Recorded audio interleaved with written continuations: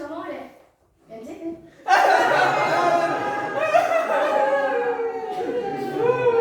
padre di Giulietta, che non aveva la minima idea del matrimonio clandestino della figlia, decise di concedere la sua mano ad un giovane gentiluomo, il conte Paride. Ehi, sono il conte Paride, bello di Roma.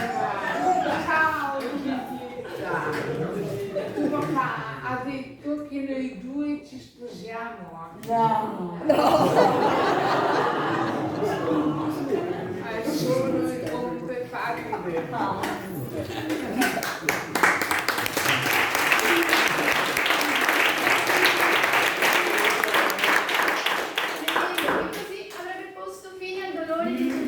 Che credeva fosse solo dovuto alla morte del cugino Tebaldo. Frate Lorenzo propose a Giulietta di fingere di acconsentire al matrimonio con il conte e gli fornì un potente narcotico che la fece sembrare morta per 2 giorni.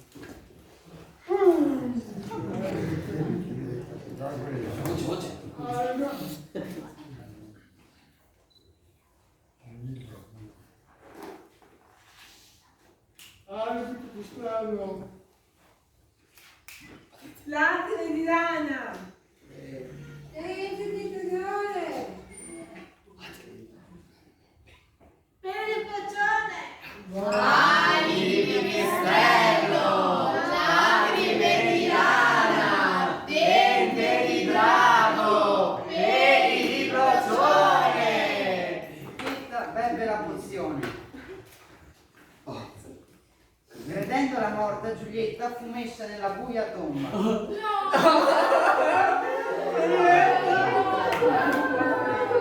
E al suo risveglio, secondo il piano del frate, Romeo sarebbe dovuto essere là a prendersi cura di lei, ma fu il destino a prendersi gioco dei giovani amanti. Ora pro nobis, sono il messaggero di frate Lorenzo. Ora pro nobis, sono l'aiutante del messaggero di frate Lorenzo. Amen. Dobbiamo portare con urgenza una lettera a Romeo, dove si spiega il piano e cosa bisogna fare. Amen. Eccola.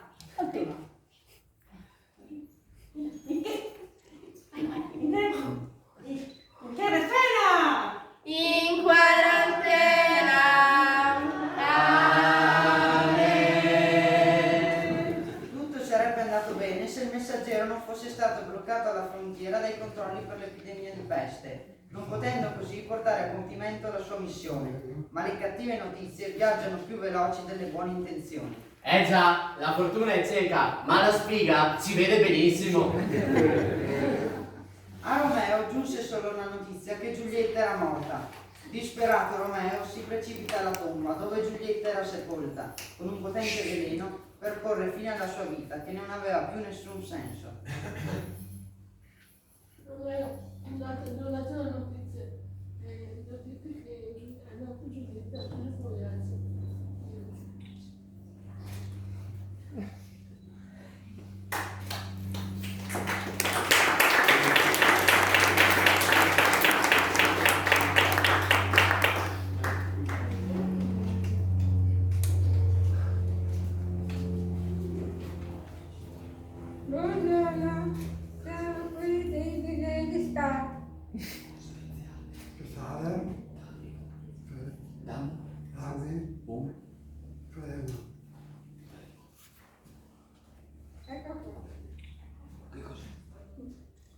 Centrifuga, braccio.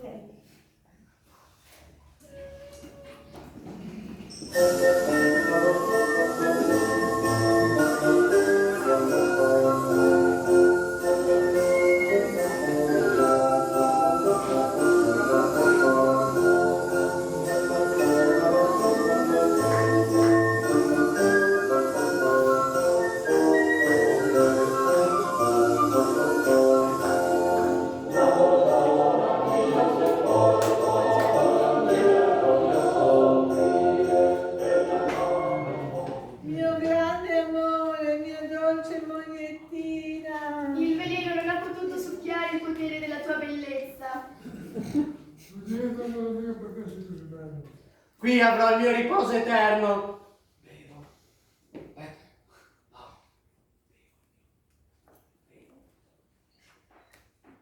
Però non bevo questo in nome del mio amore. Maledetti broccoli!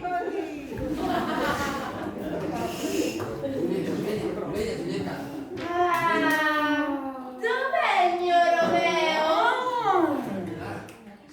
Ecco qui. Cos'è il nano? Cos'è il nano? Il veleno. L'hai benedetta. L'hai benedetta. Oh pugnale felice, lasciami morire. Ah! Romeo, morto, era marito di Giulietta e lei, morta, la moglie fedele, vittime dell'odio e non dell'amore. Tutti siamo stati puniti. Il sole, per il dolore, non mostra il suo capo, perché mai vi fu storia più dolorosa di quella di Giulietta e del suo Romeo.